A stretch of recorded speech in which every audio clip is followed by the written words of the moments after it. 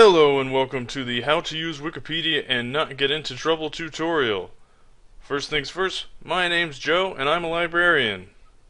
So, I want to go through a little scenario you're probably familiar with.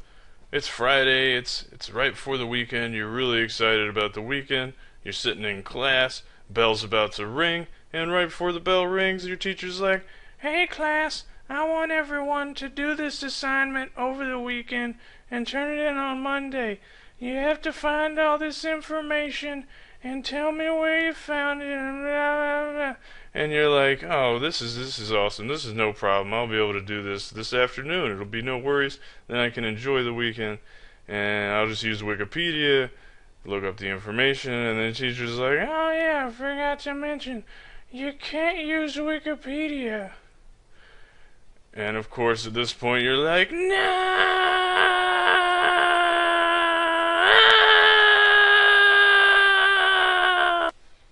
And at this point you're thinking, why? Why do my teachers hate me so much? Well, it's possible that they're just evil people. But what's more likely is that they don't want you to use Wikipedia for a different reason. And to understand that reason, you have to understand what Wikipedia is. Basically, Wikipedia is a place where people can share stuff with each other. Anyone can create or edit the information on Wikipedia. So, as a result, if we think about the list of people that can edit Wikipedia articles, it's infinite. There is a lot of people on this list, and some of them are more trustworthy than others. For example, your little sister, if she wrote an article about physics, you probably would not use that for your school assignment. On the other hand, if someone very smart wrote an article about physics, it might be trustworthy. The problem is, we do not know who creates the information, nor do we know if they even know a lot about the subject they're writing about. There is, however, some good ways that you can use Wikipedia, and there is a lot of good information on there because there is a lot of really smart people that do create things on there. So here we are on the Wikipedia homepage, and I'm going to show you some of the good ways that you can use Wikipedia. So, let's say, for example, your teacher wants you to find information about Paul Revere. You know how to do a search. You type in Paul Revere in the search box, and that brings you to the article about him. Now, normally, you might just pull information straight off this page, which is not what we're going to do today for the reasons we talked about before. However, what we are going to do today is explore this article and talk about some of the ways you could use it in your assignment without taking information straight from the article. So, let's say normally if you were looking up information on Wikipedia, and let's say you're looking for when Paul Revere was born. So we have that information here. He was born on December 21st, 1734. Alright, now normally you might just take that and say, okay, well that's the day. But what we're going to do is we're going to look at where that information came from. And the way you do that is by looking at these little footnotes here. You can see there's a 3 here, there's a 4 here, there's a 5 here, and they continue on down through the article. Alright, but let's look at this one specifically for his birthday. So when you click on these little numbers, what it does is it brings you down to the citations section. Now what these are is it's just a little pointer that tells you where the information came from.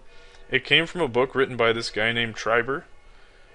He wrote it in 1998, and it even tells you the page it was on. It came from page 7. So how can we use this for your assignment?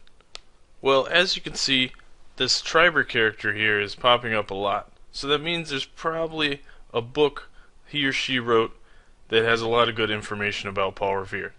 So what you can do at this point is click on these. You see they're actually little hyperlinks. And if you click on one, it takes you down to the bibliography section, and it gives you the full reference for that. So it's actually a woman named Jane Triber who wrote it in 1998, and it's called A True Republican, The Life of Paul Revere. Now what you can do with that is you can take it to your local librarian and say, hey, do you have this book? And chances are they probably will, if it's such a great book about Paul Revere. So at this point I'm sure you're thinking, but Joe, come on, I'm not going to go to the library just for this one assignment. And I see your point, which is why I want to show you the next section, which is the external links section. This is basically just a listing of other places where you can find information about Paul Revere. Some of them are more specific, but a lot of them have just general information. For example, the Paul Revere Heritage Project here, if you click on it, you can see it has basic information about who was Paul Revere, and it has a biography section. Alright, so that about wraps up today's lesson. Here's what I hope you learned. First, that Wikipedia has a lot of information, which you probably already knew. But it is both good and bad information, because we don't know who wrote it. It is, however, also a great place to find other sources of information, and you can do that by checking citations and bibliographies, as well as looking for links to other websites. So, once again, I am Joe, and I am a librarian, and I would encourage you, if you have any questions about anything we talked about today, to email me at my email address here. Or, if you'd like, you could even just go to your local library, and I'm sure they'd be happy to help you there. Oh, what's that? Oh no, it's the evil demon teacher! She's back! She's back! Ah!